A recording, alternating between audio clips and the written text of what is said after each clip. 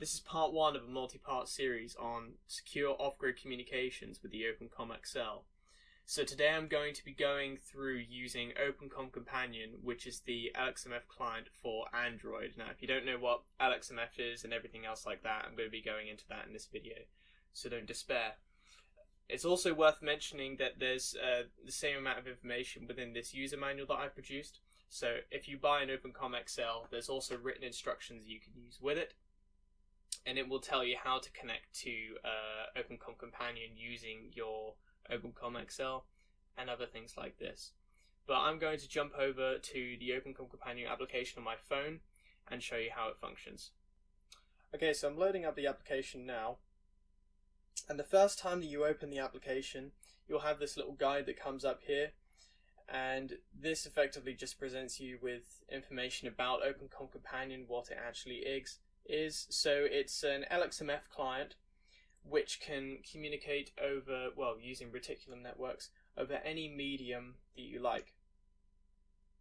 And it goes on to explain that effectively the way openCom Companion works is that it's a direct communication application. So what this means is that there's no user account that you're creating in order to use this. This is all running on your device. There's no server. There's nothing else like this. All you're doing is sending messages peer-to-peer directly. There's also an option to use distributed messaging, which I'll touch on a little bit later.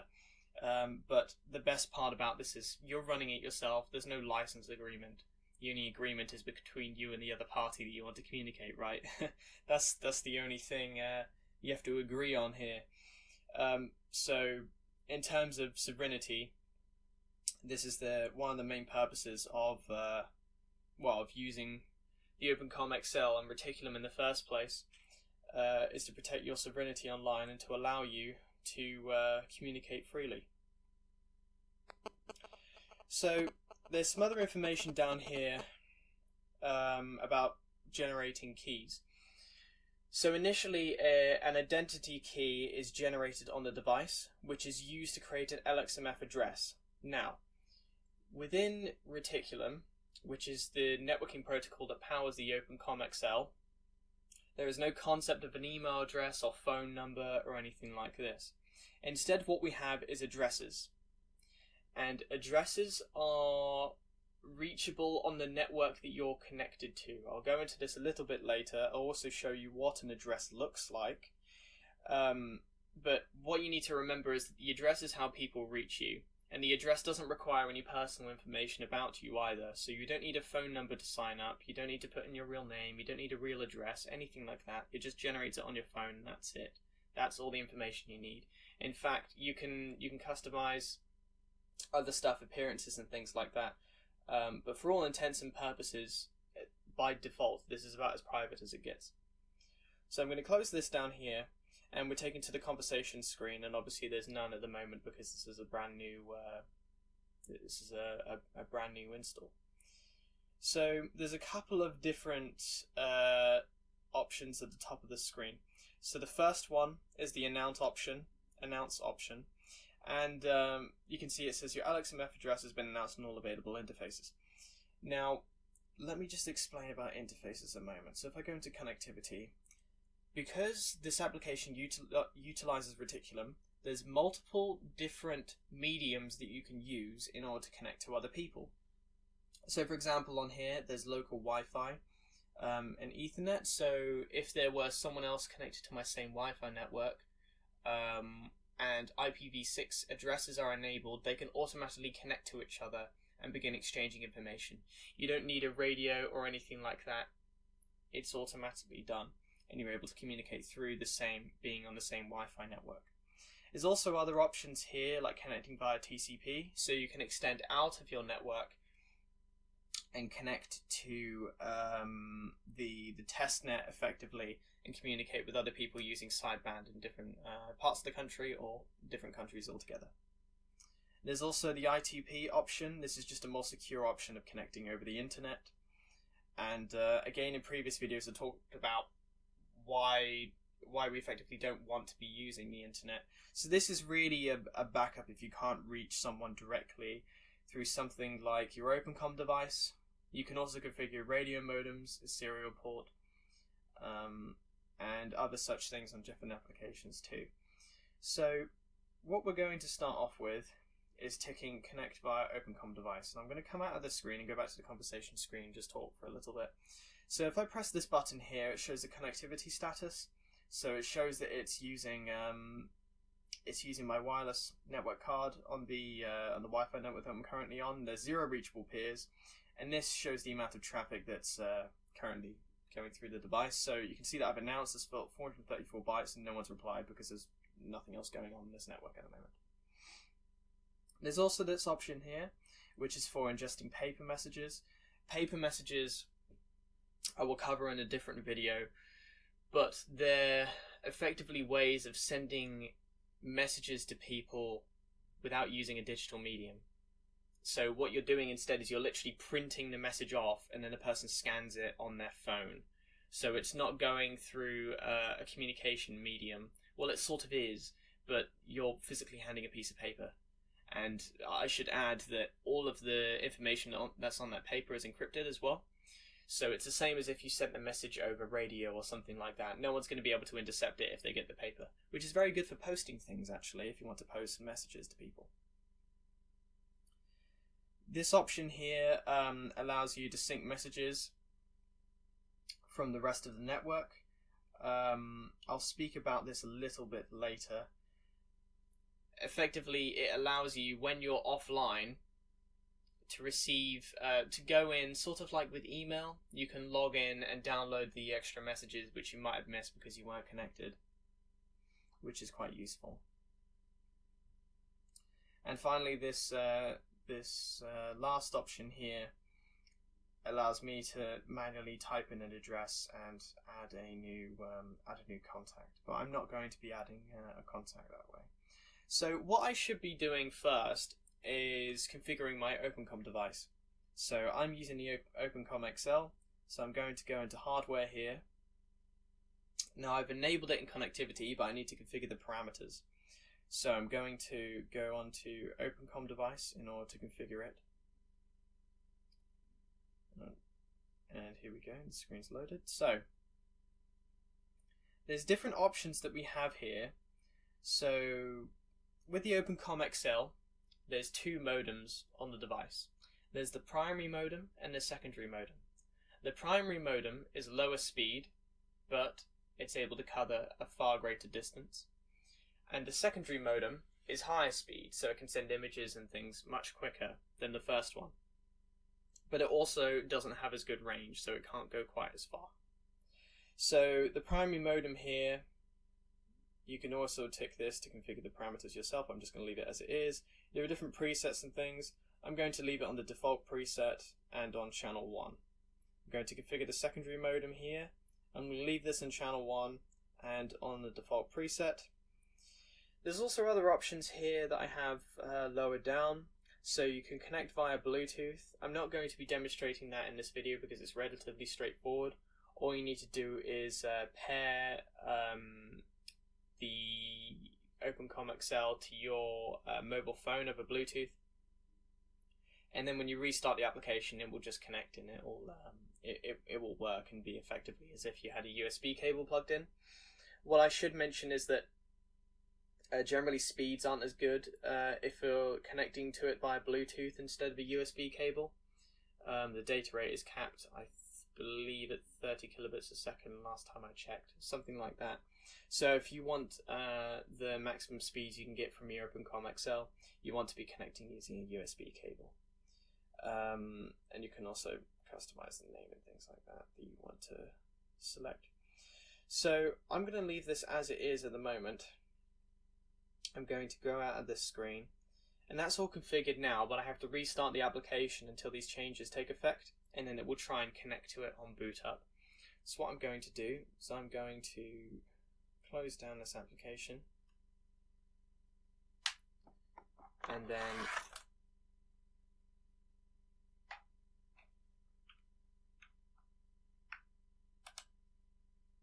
I'll just turn on my openCom XL, plug it into my mobile device,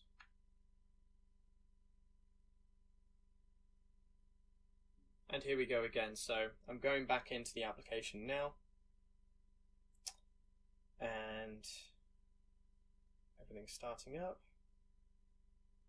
And here it's going to prompt me to access the device. Oh, actually, I think I may not have been. Oh, here we go. There we are. And you can see it says openCom device interface down.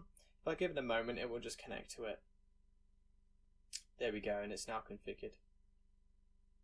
And so now when I press the announce button, I'm not sure if that's being picked up on the microphone, but the radio modem is making noises, and that's because it's transmitting. So now we've got this configured and we're on this screen here. I'm going to go over to the announce stream, and what I want to do is I want to be able to communicate with another computer that I have set up here to be able to exchange messages and pictures and all this kind of thing. So I'm going to go on to my other screen here, and I'm going to press announce. And here we go. The other peer I just pressed announce on has now come up, and I'm able to select them. I can copy their address, delete the announce, or I can converse, which just means message. So I'm going to send a message here. I'm just going to say hello, and that message is marked as delivered. And if I go onto my computer here, I could send a message back and just say hello.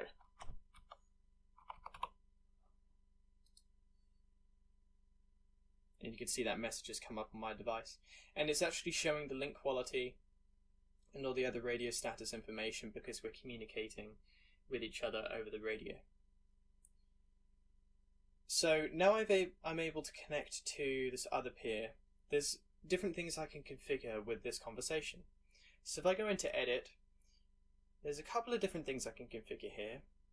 One, for example, is to set the peer as trusted. This means that I can verify they are who they say they are, and that I want to be able to exchange more information with them, which I'll go into in just a moment. Well, telemetry actually is one of them, so I can enable or disable sending telemetry to this peer. I can allow requests. I can enable push to talk as well. So I'm going to do that, close it down. And I can test sending a push to talk message. So if I simply hold this down and allow the permission. Hello, this is a push to talk message from openCom companion. And that's now been sent to the other peer, and I should be able to play this. Hello, this is a push to talk message from openCom companion. So that should have been picked up on the microphone. That's coming from my computer. So the message has been sent over. The codec it's using for that message is rather compressed, hence the message sounds rather different to what my voice normally sounds like. But for all intents and purposes it works, and it sounds rather similar to a walkie-talkie. Indeed, the push-to-talk functionality resembles a walkie-talkie in a lot of ways. So there's various different options I have at the top here with this conversation. So the attachment option allows me to attach images. So I can go in and find an image.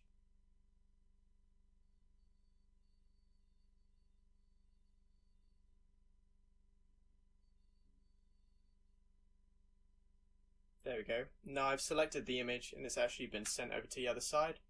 And here I can see the message details, and I can see the image is 5.59 kilobytes.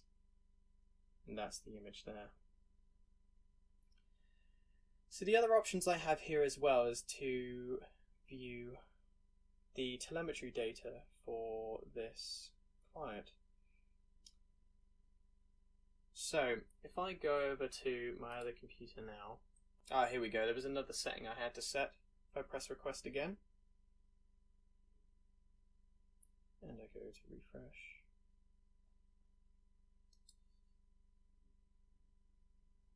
here we go, and there's more information that's come up just now.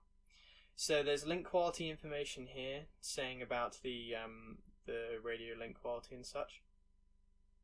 It's also given me location coordinates in terms of where this other device is. Now obviously this is these are fake, I've set these manually.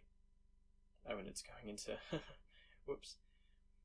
It also says whether the object's stationary, other information, the radio horizon. A lot of this other information isn't accurate because I've set the location manually. And it also says where it got the information from. It's been collected directly by me because it's been sent from the other peer. And if I press this option, I can actually go onto the map and view where this other peer is. And I believe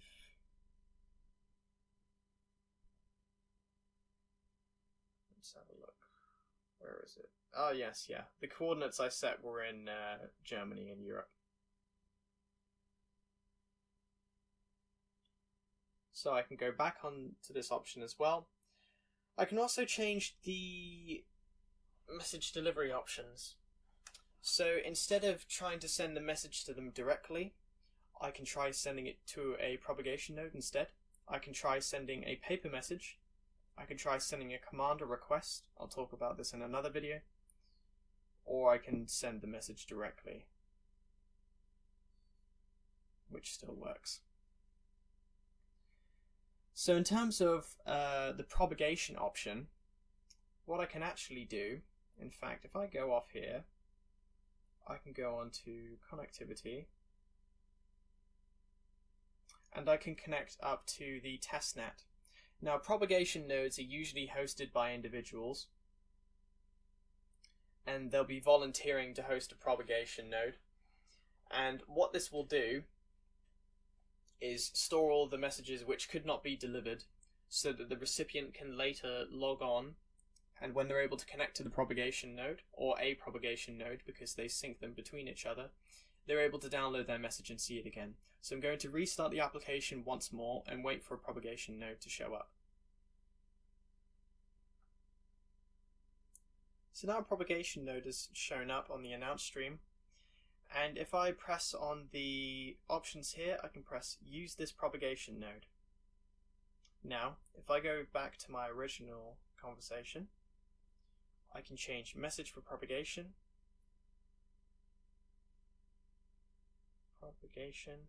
message. If I press send, it will try and send the message, and it says state on propagation net. At the moment, you can't tell if a user has actually gone and downloaded their message which is on the propagation net, but this may be possible in the future. So this message has been been sent to the propagation net. So once my other computer is connected to the internet, if I were to sync from a propagation node, it would be able to download the message and I would see it on the other device.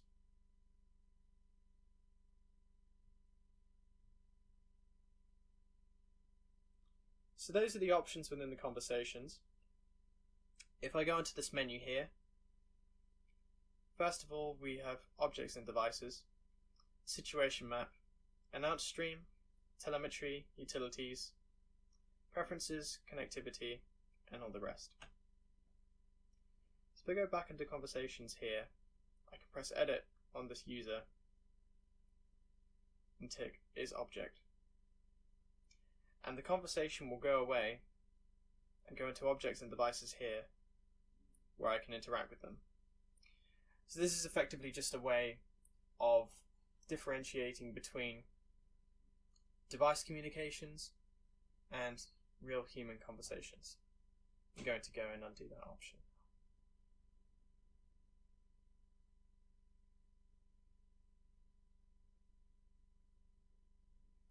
If I go back here, I can also see the situation map.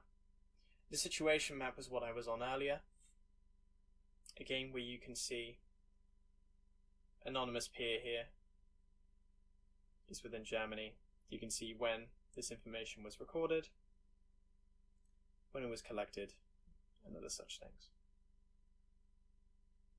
It's also currently these maps are being streamed from the internet. It's also possible to download these and use them offline if you'd obviously desirably prefer to use the application without internet access. We've already looked at the announce stream. I'm going to go over to the telemetry option now. So the telemetry information option effectively allows you to configure and choose what information you would like to share with other people over LXMF, which is the messaging protocol that this client uses. So here I can press enable telemetry, for example, and I can go down. Oh no, it's not in this one, it is in configure sensors. And I can configure what information I would like to share as telemetry. So I can show my acceleration, angular velocity, gravity, ambient light, etc. Some devices won't have the sensors which are required in order to display this information, but for those that do, it will be able to be displayed. Location, for example, works perfectly fine on my device as I have a GPS, and I can go and configure the location option there. I can also set a fixed location, as I've done on my other device, and manually set it. The other options here as well are to only display trusted peers on the map. Do you remember before when I was in the conversations and I pressed trusted? That's what the option means. Only receive from trusted is the same thing. You only receive telemetry information from trusted peers. When I was looking at their map information, that was telemetry that they were sending me, just to clarify. Auto-sync to collector and auto-sync from collector and enable collector allows the application to act as a sink, or a collector is a good term, for telemetry sent by other devices, which effectively allows for devices to share telemetry between them, and to be able to see real-time information or historical information without being able to directly connect to one another. The auto-sync to allows you to sync to another collector and share that information to them. Auto-sync from allows you to download the telemetry information from them. And here you would enter the LXMF address of the telemetry collector, or you could select them within the announce option and press use as collector. So for example, if I go here and press display own telemetry information, this is the information about my user. It says no required stamp cost. I'll explain this a little bit later. Using ratchet just means this is the encryption key that's currently being used. Send now and request now. So if there was a collector configure here, I could send all the telemetry information I have here now, and I could also request all the telemetry information they have there now. There's also display options, which is considered telemetry. So you can select from various different icons in order to have a display icon on other people's computers. So if I press this option here, I can go through here and there's various different icons that I can use to display as my user. I think I'll take this one. I can also customize the colors.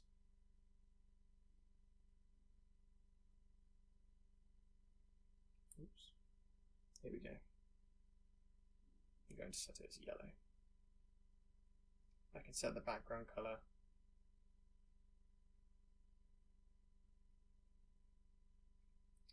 I'm going to set this as purple.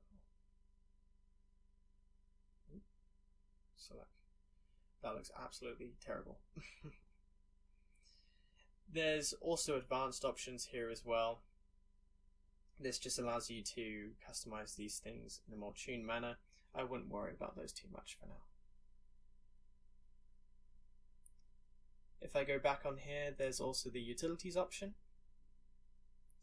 Within the utilities option, you can see the status of the reticulum daemon that's running on this application. So here you can see I've got the shared instance here, which just allows other applications to connect. I'll speak more about this in another video. The auto interface, which is the trying to reach peers on my local Wi-Fi network. The TCP client interface for communicating with other TCP clients on the testnet. secondary modem for the openCom XL, the primary modem for the openCom XL, and this is just the primary interface for the openCom XL. There's also a log viewer, the R-Node flasher, and advanced configuration. I won't go into these just yet. If we go into preferences, there are various different options that you can customize within here. You can change your display name.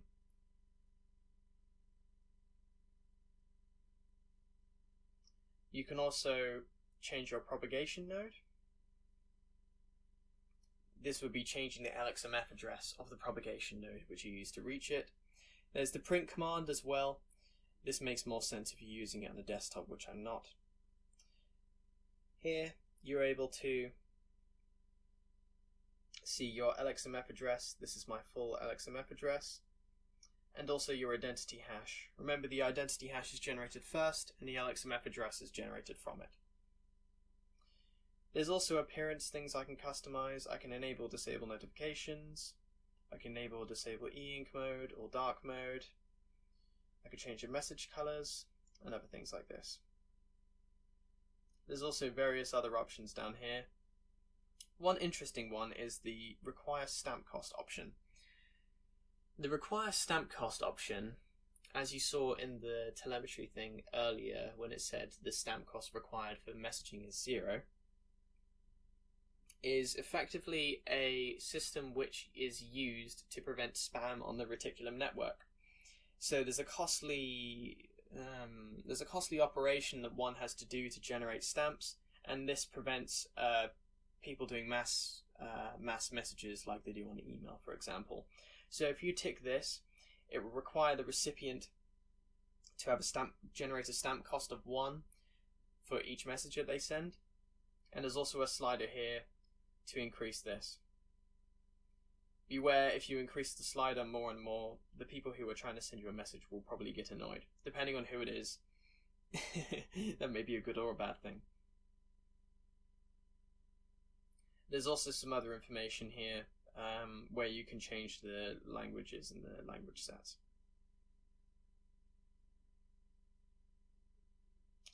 Connectivity option I showed at the start. The hardware option, there's the option to configure an openCom device. You can also configure a radio modem. And within here you would simply have the baud rate for the radio modem, the data bits, the preamble you'd like to use, the slot time, txtail, etc.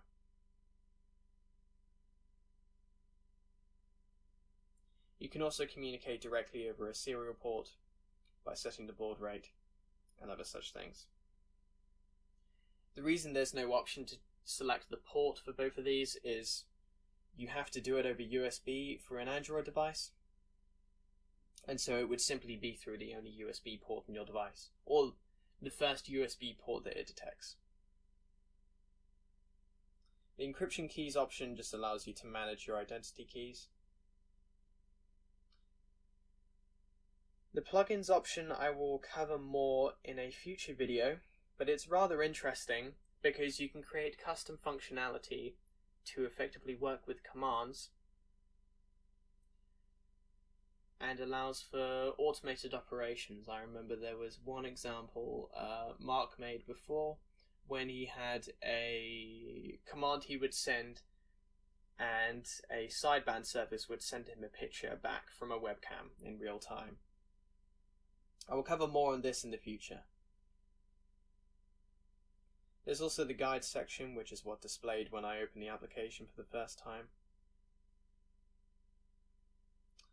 And finally we reached the repository. The repository is a collection of useful software, various different guides and websites which may be useful to you as a user of openCom Companion. It contains information about the reticulum network stack, how to use openCom Companion, or rather its upstream fork, which openCom Companion is based on, which is sideband, and also some other information, including a flasher for creating R nodes. I'll demonstrate this now, so if I press Start Repository Server, here it started the repository server. I'll open this in a different tab and then show what it's about.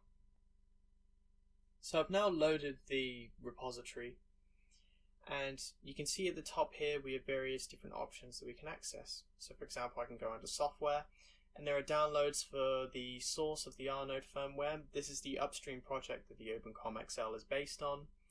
Example plugins for the openCom companion or sideband application, and various different other utilities related to Reticulum, which I'll go into in the future. This can be quite useful if you're in a scenario where you're offline and you don't have any internet access to be able to obtain these things otherwise. You'll have a copy on your local device which you can use if you choose to do so. Here is the R node flasher option. I can press Launch Web Flasher, and here it provides me options to flash various different boards using my device. You need to make sure that your browser supports this option in order to be able to flash these devices. And you can select the firmware you'd like to install as well. This is rather useful if you'd like to homebrew your own devices, or if you would like to reflash anything in the future. And lastly, I can go over to guides. There are various different things that I can see here. So there's a local copy of the guides from unsigned.io, which is Mark's website. For instance, there's this one here, and the entire article is downloaded on your device, which you can read and use. There's also a tutorial on using the Bluetooth option with your openCom XL or R node. It's the same system. There's plenty here for you to read. There's also the Reticulum manual, which you can view and go through if you'd like to go more into the core networking protocol itself. You can also get the manual in PDF or EPUB format. And finally, you can also browse the Reticulum website itself, and this will give you a bit of background about the networking stack and the hardware that you can use, etc.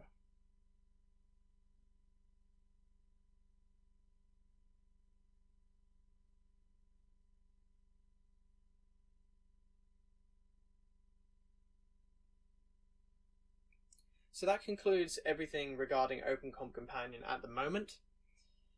More features will certainly be added to the application in the future. However, I've covered everything that exists as of now. I hope this is useful to those of you who may be interested in how they can actually use the openCom XL with their device and how it functions in a real-world scenario. In the future, I'm going to be making more videos in this series where I demonstrate more and more use cases of the openCom XL, eventually creating a small local area network. Thank you for watching. I hope this is useful.